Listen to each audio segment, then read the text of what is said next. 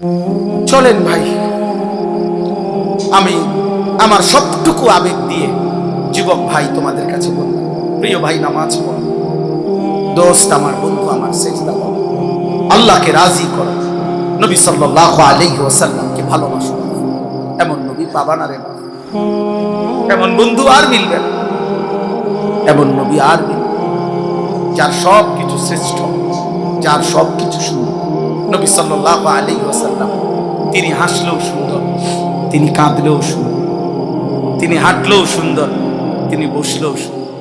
১৬ লক্ষ সাহাবী অথবা তার চাইতে বেশি বা কম যতজন সাহাবী আমরা হাদিসে আছে, শত শত সাহাবী, লাখ লাখ সাহাবী, এই ওনারা প্রত্যেকে বর্ণনা করছেন যে নবীজিকে আমরা কখনো রাতে, কখনো দিনে, কখনো চুল খোলা, কখনো চুল ঢাকা, কখনো চাদর পরা, কখনো চাদর খোলা, কখনো দাঁত খোলা, কখনো দাঁত বন্ধ করা, কখনো হাত উঠানো, কখনো হাত নামানো, কখনো উপরে উঠতেছেন, কখনো নিচে নামতেছেন, কখনো বাথরুমে ঢুকতেছেন, কখনো বাথরুম থেকে বের হইছেন, কখনো ওযু করতেছেন, কখনো ঘুম যাইতেছেন, কখনো খাবার খাইতেছেন, কখনো ঘোড়ার পিঠে, কখনো ঘোড়ার নিচে, কখনো যুদ্ধের ময়দানে, কখনো মসজিদের মেহরাবে।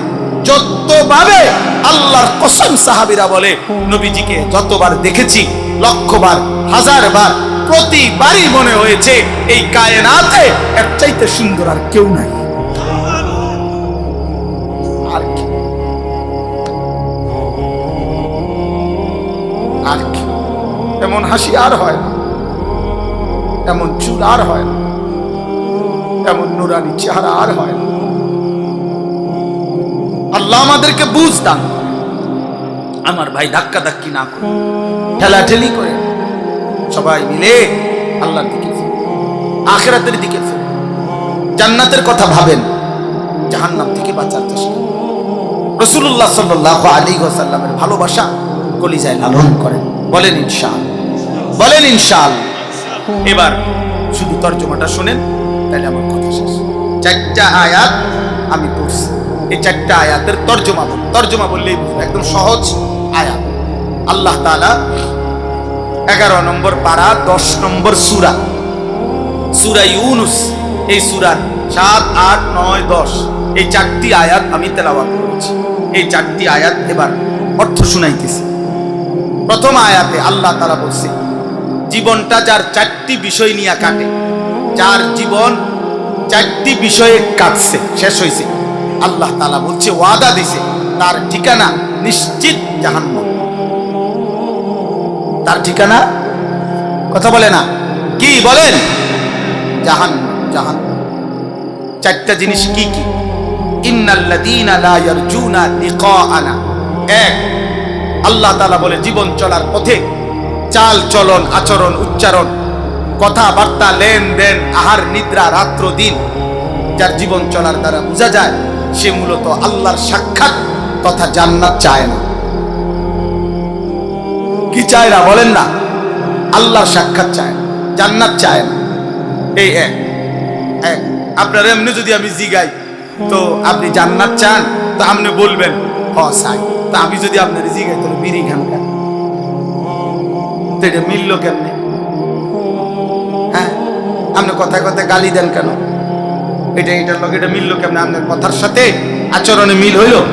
কথা বলে না কেন? আপনি সুদ নিচ্ছেন কেন? কিস্তি নিলেন কেন? লোন নিলেন কেন? আপনার ঘরের বউ বাচ্চা, নাতি নাতনি নিয়ে আজকে 30 বছর ধরে প্রত্যেক দিন আপনার ঘরে রঙিন টেলিভিশনে নর্তকী নাচে, নাটক, সিনেমা দেখে, উপযুক্ত যুবক যুবতী নাচে গায়, জড়িয়ে ধরে, আপনিও দেখেন, আপনার নাতিও দেখে, আপনার বউও দেখে, আপনার জিও দেখে। এই পৃথিবীতে গবেষকদের, ইসলামী গবেষকদের কথা হলো, আসমানের নিচে, জমিনের উপরে ওই অভিভাবক সবচেয়ে বেশি রুচিহীন, সবচেয়ে বেশি নিকৃষ্ট, যাদের উপস্থিতিতে তাদের অপ্রাপ্ত বয়স্ক বাচ্চা কাচ্চা এই নর্তকীর নাচ গান, নাটক, সিনেমার উদ্দাম নৃত্য দেখে, অথচ অভিভাবক জানে, বোঝে, উপস্থিত থাকে আসমানের নিচে, জমিনের উপরে সবচেয়ে নিচু মানসিকতার, নিম্ন রুচির মানুষ ওই অভিভাবক, ওই পিতামাতা। ও আপনি শিক্ষিত, আচ্ছা ধরুন আপনি শিক্ষিত লই আপনি বাদ খান, অনেক বড় চাকরি, 1 লাখ টাকা বেতন, 3 খান, আরো চেষ্টা করেন বেতন বাড়ে, যোগাযোগ করেন, ফাইল জমা দেন, টিয়া খাবার, আরো বেতন বাড়ে। উপার্জনকে কি বলে না ইনসান বলে না, আখলাককে বলে ইনসান। উপার্জনের ভিত্তিতে ভদ্রতা প্রমাণিত হয়। কথা বলেন না, বুঝেন নাই কথা? উপার্জনের ভিত্তিতে কি প্রমাণিত হয় না? ভদ্রতা প্রমাণিত। আখলাকের ভিত্তিতে, আখলাক চরিত্রের ভিত্তিতে, নৈতিকতার ভিত্তিতে ভদ্রতা প্রমাণিত। তাইলে 1 নাম্বার হলো আচরণে যার বোঝা যায় সে জান্নাত চায় না। 2 ওয়ারাদু বিল হায়াতিদ দুনিয়া, দুনিয়ার জীবন নিয়েই যে খুশি হয়ে আছে। এ খাইতেছে, ঘুমাইতেছে, পেশাব করতেছে, বাথরুমে যায়, টয়লেটে যায়, নাচে গায়, একবেলা উপার্জন, একবেলা বিনোদন, খাইয়া বইরা রঙ্গরসে চলতেছে। একবেলা 8 ঘন্টা ডিউটি করে, 10 ঘন্টা পরিশ্রম করে উপার্জনের জন্য, আর এরপরে বাকি টাইম বিনোদন। বিনোদন হয় টেলিভিশন, নয় মোবাইল, নয় সাজগোজ, নয় বন্ধুদের আড্ডা, নয় লম্বা কোনো ভ্রমণ, নয় কোনো ঢাকার থেকে মোটরসাইকেল সারে কক্সবাজার গিয়া থামে, হ্যাঁ, কোনো না কোনো মেয়ের সাথে গপসপ মারতেছে। এই ও মুরব্বীরা বসে বসে চা দোকানে বসে বসে আপনার বিড়ি খাইতেছে, বন দিয়া চা দিয়া ভিজাই খাইতেছে, আর গপ মারতেছে, বুদ্ধি দিতে আছে। বাংলাদেশ বুদ্ধি দিয়ে সাইরা আলহামদুলিল্লাহ এখন আমেরিকারে বুদ্ধি দিতেছে। জাতিসংঘ তো মূলত চলে আমাদের বাংলাদেশের চা দোকানের বুদ্ধি। জাতিসংঘের মেইন যে অফিস, শাখা অফিসগুলো যেগুলা, তো সব সাধুয়ান। জাতির শ্রেষ্ঠ সন্তান যারা, জাতির সবচেয়ে বুদ্ধিমানরা বসবাস করে সাধুখানা। এরা হলো পৃথিবীর শ্রেষ্ঠ সন্তান, এরা মাটির শ্রেষ্ঠ সন্তান। দেখো বুদ্ধি শুনলে, দেখো বুদ্ধি শুনলে 2 থেকে 2.5 মাসের ভিতরে বাংলাদেশ বঙ্গোপসাগরে ডুববা সমান হয়েছে। আমি কুল কিনারা পাই। বেহুদা কথা, কি কথা? বেহুদা কথা। জীবন নিয়ে খুশি, জীবন নিয়ে খুশি। একবেলা উপার্জন, একবেলা বিনোদন। অধিকাংশ মানুষের জীবনে দেখেন আপনি, একবেলা কোনো না কোনো ভাবে উপভোগ করছে, একবেলা পরিশ্রম করছে দুনিয়া। 3 নাম্বার ওয়াতমাআন্নু বিহা, যেটুকু দুনিয়া উপার্জন করেছে, অর্জন করেছে, এটুকুর উপরে নিশ্চিন্ত হয়েছে। নিশ্চিন্ত, এটা একটু বয়স্ক লোক যারা, তাদের বিষয়। অর্থাৎ এই পর্যন্ত যে দুনিয়া হয়েছে উনার, উনি আলহামদুলিল্লাহ খুশি, নিশ্চিন্ত।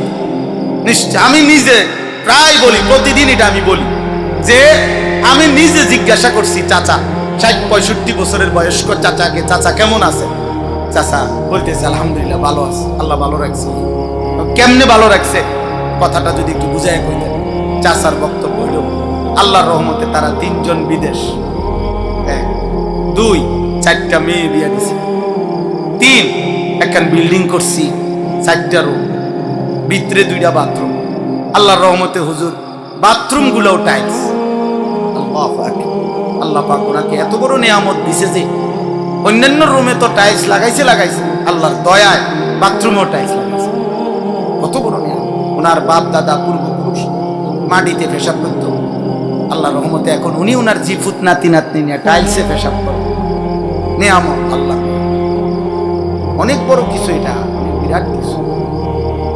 আল্লাহর রহমতে হুজুর রাস্তার লগে কত জায়গা লইছি, দোয়া করবেন খাস করে, মানে রাস্তাটাও যাতে লই থাকে।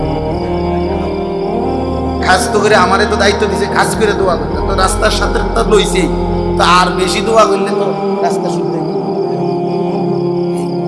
এই হলো ব্যাংকে কিছু টাকা জমছে, আল্লাহর রহমতে আপনাকে দোয়ায়, 10 জনের দোয়ায় আল্লাহ ভালো রাখছে। আল্লাহর কাছে যা চাইছি আল্লাহ সব দিয়েছে। এই যে নিশ্চিন্ত, কি নিয়ে নিশ্চিন্ত হইল? দুনিয়া। কি মিলাইয়া নিশ্চিন্ত হইল?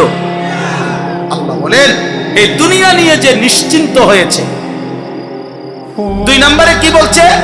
দুনিয়া নিয়েই যে খুশি হয়ে আছে। 1 নম্বরে কি বলছে? চলাফেরা, আচরণে, উচ্চারণে জান্নাত চায়, এটা বোঝা যাচ্ছে না।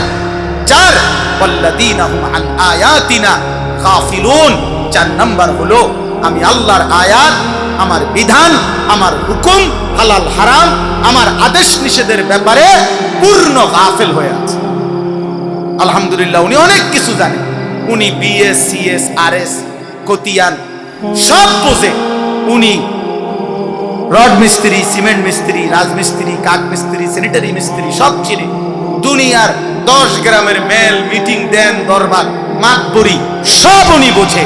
শুধু তাব্বাতিয়াদা সূরাটা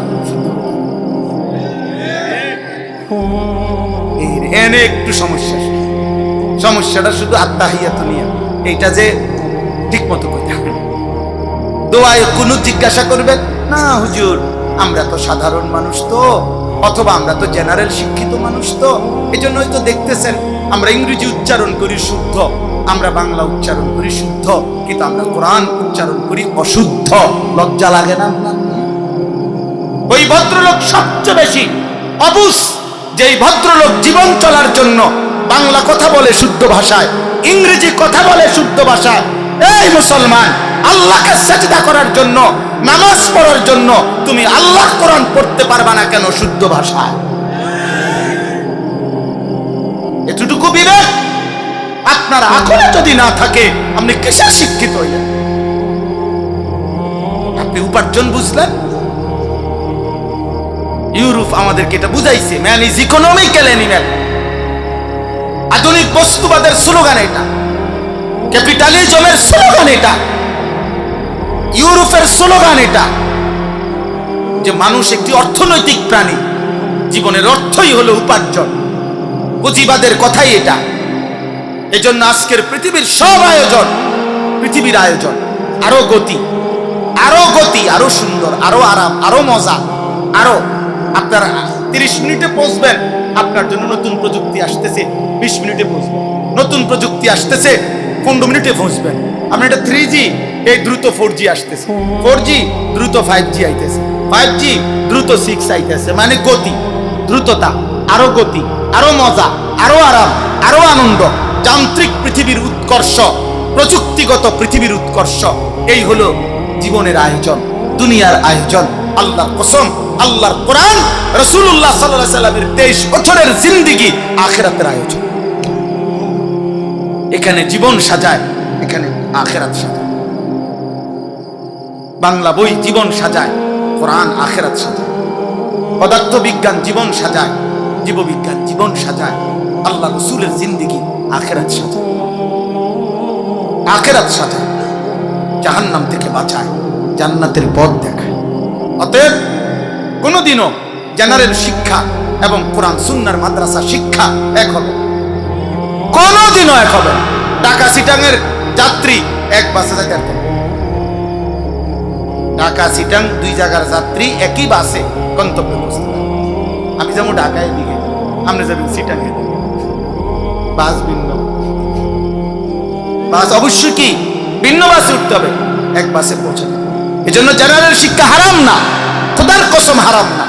বাংলা, অঙ্ক, ইংরেজি, পদার্থ, জীববিজ্ঞান হারাম না, হারাম না, নিষিদ্ধ না।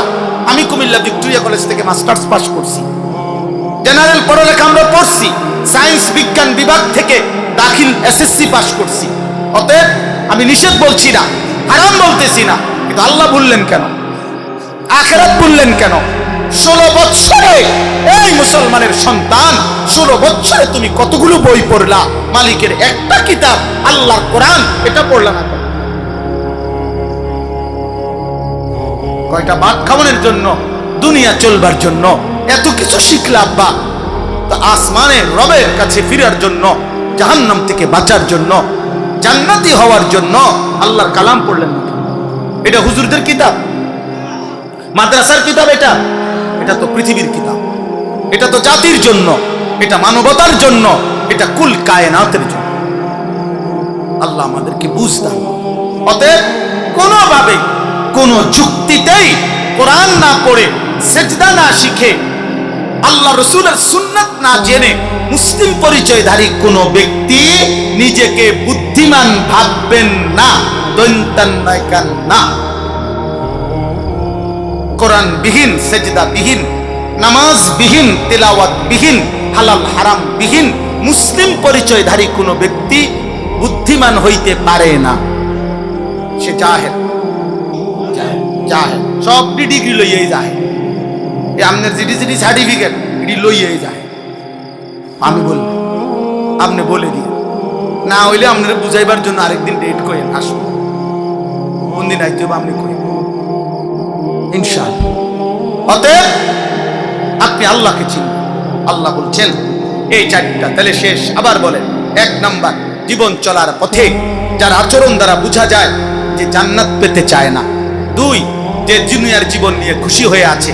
3, যেটুকু দুনিয়া অর্জন করেছে এই দুনিয়া পেয়ে নিশ্চিন্ত হয়েছে। 4, আমি আল্লাহর বিধান, আমার হুকুম, আমার আদেশ নিষেধের ব্যাপারে যে গাফিল হয়ে আছে। উলাইকা মাওয়াহুমুন নারু বিমা কানু ইয়াকসিবুন। আল্লাহ বলেন তার সারা জীবনের অর্জনের বিনিময়ে এই মানুষগুলোর ঠিকানা শুধুই জাহান্নাম, জাহান্নাম, জাহান্নাম, জাহান্নাম। এই যে কোরআন শরীফ ব্যাখ্যা ছাড়া তর্জমা, মানে বাংলা তর্জমা সাফ সাফ কথা, মানে এটা ব্যাখ্যা করার জন্য অতিরিক্ত অনেক তাফসীর করতে হবে না, এই এমনি সোজা সোজা। আমার শায়েখ আল্লামা মুফতি মুশতাকুন নবী কাসিম হুজুর অনেক সময় এটা বলে, আবেগে আবেগে মহব্বতের জোশ উঠলে হুজুর মাঝে মাঝে বলে আল্লাহর কেমনে কইতো কি বাংলায় নি কইতো, আর বাংলায় নি বলতে পারে, এর চাইতে সোজা কথা আর কি হতে পারে। 3য় আয়াত এর বিপরীতে আল্লাহ বলেন ইন্নাল্লাযীনা আমানু ওয়া আমিলুস সালিহাত, নিশ্চয়ই যারা পূর্ণ ঈমানদার হয়েছে এবং সমস্ত নেক আমল করেছে, ইয়াহদিহিম রাব্বুহুম বিঈমানিহিম সুবহানাল্লাহ তাজরি মিন তাহতিহিমুল আনহারু ফি জান্নাতিন নাঈম। আল্লাহ বলে পূর্ণ ঈমানদার, পূর্ণ নেক আমলওয়ালা আমি তোমাকে সুসংবাদ জানাইলাম বান্দা, তোমার ঈমান আমলের বরকতে ঝর্ণা ধারা বেষ্টিত নিয়ামতে নিয়ামতে ভরা জান্নাতে আমি আল্লাহ নিজে তোমারে পৌঁছায় দিয়ে আসবো। ইয়াহদিহিম রাব্বুহুম, আমি পৌঁছাই তোকে বান্দা, আমি পৌঁছাই, আমি পৌঁছাই। আমার সেজদা দিও বান্দা, আমার জন্য ঈমান ঠিক রেখো, আমার বন্ধুর একটা একটা সুন্নাত মনে রেখো। আল্লাহ আমাদেরকে তৌফিক দান করুন। ভাইয়া আমার বাপ, আমার অনেক রাত হয়েছে, আপনারা কষ্ট করছেন, আমার অনুরোধ ভাইয়া, নওজোয়ান ভাই তোমাদের কাছে অনুরোধ ভাই, ঈমান বহুত বড় নিয়ামত, যাকে আল্লাহ দয়া করে দিছেন তাকে আল্লাহই দিছেন। আল্লাহ যাকে ঈমান দেন নাই, এই কথাটা মনে রাখবেন, তাফসীরের মধ্যে আছে, যাকে আল্লাহ ঈমান দেন নাই খোদার কসম তার জন্য ঈমান সাইয়্যিদুর রাসূল নবী সাল্লাল্লাহু আলাইহি ওয়াসাল্লাম, তিনিও কোন আম্বিয়া, আল্লাহ যাকে ঈমান দেন নাই কোন নবী কোন রাসূলও তার জন্য ঈমান নিতে পারে না, পারে নাই। আপনারা বলেন একটা সহজ উদাহরণ, আল্লাহ নবী সাল্লাল্লাহু আলাইহি ওয়াসাল্লামের হাতে বহু লোক কালেমা পড়ছে কিনা? কথা বলেন না কেন? তো রাসূলুল্লাহ সাল্লাল্লাহু আলাইহি ওয়াসাল্লামের চাচা আবু তালেব উনি কালেমা পড়লেন না কেন? কেন পড়লেন? 38 বছর নবীজির আদর্শ হাক করেছেন, নবীজিকে আগলাইয়া রাখছেন 38 বছর। আবু তালেব 12 বছর থেকে 50 বছর পর্যন্ত, কিন্তু উনি কালেমা গ্রহণ করলেন না। তাহলে ফয়সালা কোথায়? বলে না কোথায়? মালিক যদি বলে আমি ঈমান দেব না, আল্লাহ বলে বন্ধু আপনার হাতও নামায় দিন। নবীজি হাত তুলছিলেন, কোরআনে আছে সূরা তাওবা, চাচার ঈমানের জন্য। আল্লাহ বলছে না হাত নামা, দিতাম দিমু না, তো দিমু। কেন দিবেন না? আমার ইচ্ছা। পরে কেন দিলেন? আমার ইচ্ছা। হত্যাকারী ওমরকে ঈমান দিলেন, যে হত্যা করতে রওনা দিছে, হত্যার উদ্দেশ্যে তরবারি হাতে। আল্লাহ তাআলা বলছে আও আগাও, জামা বদলাবে, তরবারির সাথে থাকো, জামা যেটা যেমনে আছে আগাও, আসো সামনে আসো। তো কিছু দূর আসছে, রব্বুল আলামিন দিল ঘুরায় দিছে, আল্লাহর নবী সাল্লাল্লাহু আলাইহি সাল্লামের কাছে আসছে। সাহাবারা 39 জন সাহাবী ছিল নবীজির সাথে তখন। সাহাবারা তরবারি বের করে বলছে ইয়া রাসূলুল্লাহ, দেখেন প্রচন্ড রাগ আর গুসা নিয়ে আপনার বড় দুশমন ওমর ইবনে খাত্তাবের বেটা ওমর আসতেছে। আল্লাহর নবী সাল্লাল্লাহু আলাইহি সাল্লাম বললেন সাহাবা বসো, আসতে দাও। আসার পরে ওমরকে বলছে ওমর কেন আসছো? ওমর বলছে হে আল্লাহর নবী মুহাম্মদ, গর্দান নিতে নয়, গর্দান দিতে আসছে। তাহলে ফয়সালা কোথায়? হযরত ইব্রাহিম আলাইহিস সালামের হাতে বহু লোক কালেমা পড়ছে, কিন্তু ওনার আব্বা আজর কালেমা পড়লেন না। ফয়সালা কোথায়? হযরত নূহ আলাইহিস সালামের হাতে বহু লোক কালেমা পড়ছে, ওনার ছেলে কেনান কালেমা পড়লেন না। ফয়সালা কোথায়? এই জন্য আমার ভাই, আমি অনুরোধ করছি, যাকে আল্লাহ ঈমান দিয়েছে, আমাদের যাদের জবানে কালেমা পড়ি, আমরা যারা বুঝি আমরা মুসলমান, আমরা জানি আমাদের নবী মুহাম্মদ, আমাদের রব আল্লাহ, আমাদের কিতাব কোরআন, আমাদের ধর্ম ইসলাম। এই আব্বা, এক ভাই হিসাবে অনুরোধ করলাম, এত বড় নিয়ামত, মালিকের এত বড় দয়া তুমি প্রত্যাখ্যান করো, ফিরাইয়া দিও না। আল্লাহর নাফরমানি করে, কুফরি করে, আল্লাহর অবাধ্যতা করে ফিরাইয়া দিও। আল্লাহ তাআলা আমাদেরকে তৌফিক দান করেন, আল্লাহ তাআলা আমাদেরকে কবুল করেন। দাওয়াহুম ফিহা সুবহানাকাল্লাহুম্মা ওয়া তাহিয়াতুহুম ফিহা সালাম ওয়া আখিরু দাওয়াহুম আনিল হামদুলিল্লাহি রাব্বিল আলামিন। আল্লাহ বলে, আমার বান্দারা যখন জান্নাতে যাবে তাদের মুখে তিন জিনিস উচ্চারিত হবে। এক, বারবার বলবে সুবহানাল্লাহ সুবহানাল্লাহ, আল্লাহ আপনার পবিত্রতা বর্ণনা করছি, আপনার পবিত্রতা বর্ণনা করছি। আর একে অপরের সাথে দেখা হইলে শুধু বলবে আসসালামু আলাইকুম আসসালামু আলাইকুম আসসালামু আলাইকুম, আপনিও শান্তি আমিও শান্তি। দোস্ত, তোর সুখ আর শেষ হবে না রে, আমার সুখ আর শেষ হবে না, তোর হুরও আর শেষ হবে না, আমার হুরও আর শেষ হবে না, তোর নিয়ামত আর শেষ হবে না, আমার নিয়ামতও শেষ হবে না। চল বন্ধু, জান্নাত উপভোগ করতে থাকি। ওয়া আখিরু দাওয়াহুম আনিল হামদুলিল্লাহি রাব্বিল আলামিন। আল্লাহ তাআলা বলেন, আর আমার বান্দা জান্নাতের একটা একটা নিয়ামত উপভোগ করে প্রতিবারই বলবে আলহামদুলিল্লাহি রাব্বিল আলামিন, আপনার প্রশংসা রে মাওলা, আপনি দিয়েছেন, আপনি দিয়েছেন, আপনি দিয়েছেন। আপনি মনে করেন আপেল খাইছে জান্নাতি, তো ফেরেশতা জিজ্ঞাসা করবে, দোস্ত কেমন লাগছে? আলহামদুলিল্লাহ।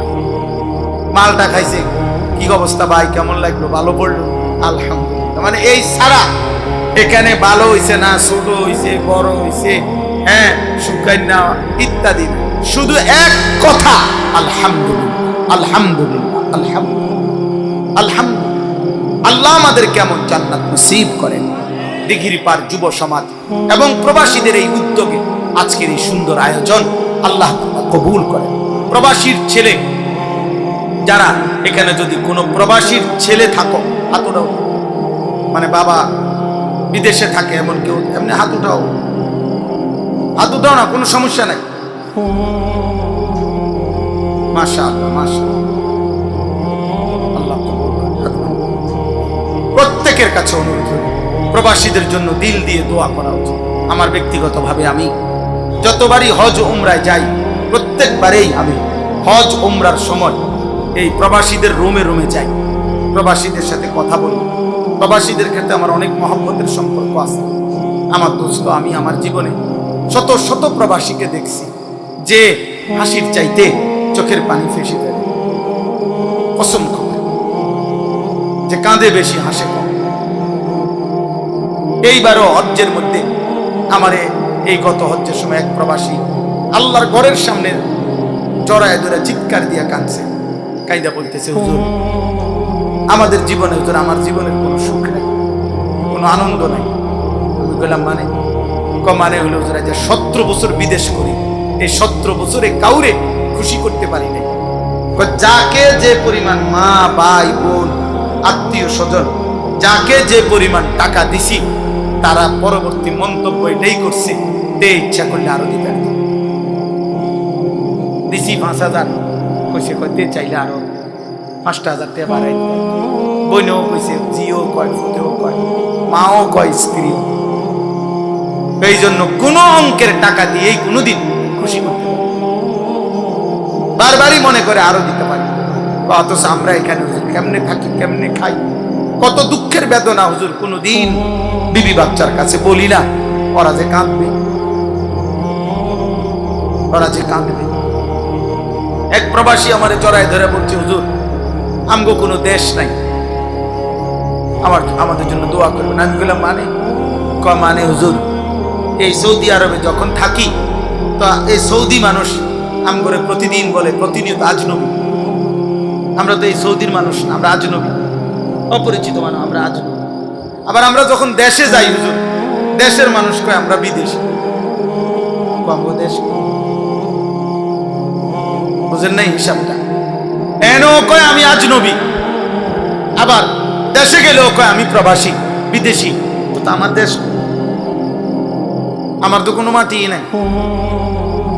এইরকম কষ্টে এই কিছুদিন আগে কাতার এক যুবক আমারে মহব্বত করে, ওই বড় মোবাইলে যে ছবি দেখা যায় ইমু, এমনি কথা কইছে আমার সাথে, মানে কথা বলছে আর কি, রাত্রে 1:30-1টার দিকে। তো আমি তাকাইয়া দেখলাম যে সে কথা বলতেছে, যখন তার যে খাটটা, এটার উর্ফে আরেকটা মানুষ শুয়ে রয়েছে। আমি বললাম ভাই এটা কি? তা হুজুর আমার মতো আরেকজন প্রবাসী, উনি আমনের দিকে তাকায় রয়েছে হুজুর, উনি উপরে শোয়, আমি নিচে শোয়। একজন 28 বছর, 26 বছর, 30 বছর বয়স্ক একটা মানুষ মনে করে যে আরেকটা সিট নিলে আলাদা, আরেকটা রুম নিলে টাকাটা বেশি লেগে যাবে, এই জন্য এই সামান্য একটা খাটে দুইজন উপরে, একজন উপরে একজন নিচে ঘুমায়, বাকিটা টাকা জমায়া বাড়িতে পাঠায়। বাড়িতে নিজের হাতে রাঁধে, নিজের হাতে কাপড় চোপড় ধোয়। এত কিছুর বিনিময়ে আমার জীবনের সবচেয়ে বেশি আফসোস লাগে যে এই প্রবাসীর এই কষ্টের ঘামে ভেজা টাকা, কলিজা বাঁধা টাকা, আহা বাড়িতে নাফরমান, বেপর্দা, বেহায়া বিবি বাজারে বাজারে, মার্কেটে মার্কেটে ঘুরে শেষ করে। হায় নাফরমান বউ, কি করে তুমি যদি তোমার স্বামীর এক এক ফোঁটা ঘাম দেখবে। তোমরা যুবক অনেক ছেলে, তারা তাদের বাবার এই প্রবাসের কষ্টের টাকাটা, তারা যে কয়টা টাকা বাড়িতে পাঠায়, 2 হাতে 4 হাতে সারা রাত সারা দিন এই মোবাইলে নারী ছবি এবং অনলাইনের জুয়া, হারাম দৃশ্য, এর পিছনে শেষ করে দিচ্ছে ওনাদের। অথচ ওই বেচারার ঘাম ঝরছে, ঘাম ঝরছে। এই জন্য দয়া করে বাবার উপার্জনের উপর এত বড় জুলুম করো না। কোন স্ত্রী যদি শুনেন, আপনাকে বলি বোন, স্বামীর এত কষ্টের উপার্জনের উপরে এত বড় জুলুম করেন, আল্লাহ সহ্য করবেন, আল্লাহ সহ্য করবেন। এই জন্য আমি সব সময় আলাদা দোয়া করি যে আল্লাহ প্রবাসীর স্ত্রী সন্তানকে নেককার বানায়, চরিত্রবান বানায়। আল্লাহ আমাদেরকে তৌফিক দান। আমরা ইনশাআল্লাহ এখন দোয়া করব। সমস্ত কিশোর যুবক ভাই, তোমরা প্রত্যেকের কাছে আমার অনুরোধ, 2টা অনুরোধ। 1, চোখের হেফাজত করো ভাই, নজর হেফাজত করো, নারী ছবি অশ্লীল দৃশ্য দেখো না। 2, ফজরের নামাজ জামাতের সাথে পড়ো। বলো ইনশাআল্লাহ। ফজরের নামাজ সাংঘাতিক পাওয়ারফুল নামাজ, ফজরের নামাজ হিম্মতওয়ালা নামাজ, ফজরের নামাজ আসাদ্দু ওয়াতআন, নিজের কুচাহিদা, নফসের হারাম কামনা বাসনা দমন হওয়ার জন্য ফজরের নামাজ একটি কার্যকর নামাজ। আল্লাহর সাথে নিজের দুঃখ বেদনা, নিজের কষ্ট বেদনা আল্লাহর কাছে পেশ করার, এক কথায় আল্লাহর সাথে কথা বলার শ্রেষ্ঠ মাধ্যম ফজরের নামাজ। এই জন্য ফজরের নামাজ পড়বেন। বলেন ইনশাআল্লাহ, বলেন ইনশাআল্লাহ। শেষ কথা হলো সবার জন্য রাসূলুল্লাহ সাল্লাল্লাহু আলাইহি ওয়াসাল্লামের ভালোবাসায় একটা সুন্নাত শিখে শিখে, জেনে জেনে, বুঝে বুঝে নবীজি সাল্লাল্লাহু আলাইহি ওয়াসাল্লামের সুন্নাতের উপরে আমল করবেন। নবীজির একটা সুন্নাত আপনি যেই দরের হন, যেই তরিকার হন, আমাদের কোনো আপত্তি নাই। আপনি রাসূলুল্লাহ সাল্লাল্লাহু আলাইহি ওয়াসাল্লামের সুন্নাত শিখেন, জানেন, প্রত্যেক বিষয়ে আমল করার চেষ্টা করবেন। আমি প্রত্যেক দিন, আজকে প্রায় 4 মাস আমি এই কিতাব বিক্রি করি আমার সাদা গাড়িতে। তালিমুস সুন্নাহ, আমাদের প্রিয় নবী সাল্লাল্লাহু আলাইহি ওয়াসাল্লামের জীবনের সমস্ত সুন্নাত, 23 বছরের একেবারে বিন্দু বিন্দু, ছোট বড় জীবন চলার প্রত্যেকটা পদক্ষেপে নবীজি সাল্লাল্লাহু আলাইহি ওয়াসাল্লামের যাবতীয় সুন্নাত এই কিতাবটার মধ্যে আছে। প্রায় 600 পৃষ্ঠা ব্যাপী এই কিতাবটা আমাদের ঢাকা গাজীপুরের বাংলাদেশের একজন অন্যতম শ্রেষ্ঠ বুজুর্গ অধ্যক্ষ মিজানুর রহমান চৌধুরী শায়েখে দেওনা কাপাসিয়ার হযরত, উনি অনেক আলেমদের সমন্বয়ে এই কিতাবটা লিখছেন। নবীজির সুন্নাতের কিতাব, এই নবীজির সব সুন্নাত আছে। আমি একটা টাকাও এখান থেকে কোনো প্রফিট কোনোদিন নেওয়ার জন্য না, আমি হযরতের কাছ থেকে এই বইগুলো এনে বিক্রি করি আমার সাদা গাড়িতে, একটা আশায় যে উম্মতের ঘরে ঘরে, মুসলমানের ঘরে ঘরে নবীর সুন্নাতের একটা পূর্ণাঙ্গ বই পৌঁছুক। যার যেদিন যখন ছোট বড়, দাদি চাচি নানি মা বোন সুযোগ হইলে একটা পৃষ্ঠা পড়বে। এই দেখেন আমি একটা পৃষ্ঠা খুলছি, তো লেখা আছে হাত বাঁধার সময় 4 কাজ, হাত বাঁধার পর 8 কাজ, রুকু অবস্থায় 10 কাজ, রুকু থেকে উঠতে 3 কাজ। মানে এরকম পৃষ্ঠায় পৃষ্ঠায় এটার মধ্যে সুন্নাত আছে রাসূলুল্লাহ সাল্লাল্লাহু আলাইহি ওয়াসাল্লাম। আপনারা যাওয়ার সময় 400 টাকা মূল্যে যার সুযোগ হয় কিনে নেবেন। আগামী বছর আল্লাহ তাআলা যেন এই দিঘির পার যুব সমাজ এবং প্রবাসীদের উদ্যোগে, এলাকার সকলের ভালোবাসায় এই মাহফিল আল্লাহ যেন কায়েম রাখে, দায়েম রাখে। বলেন আমিন।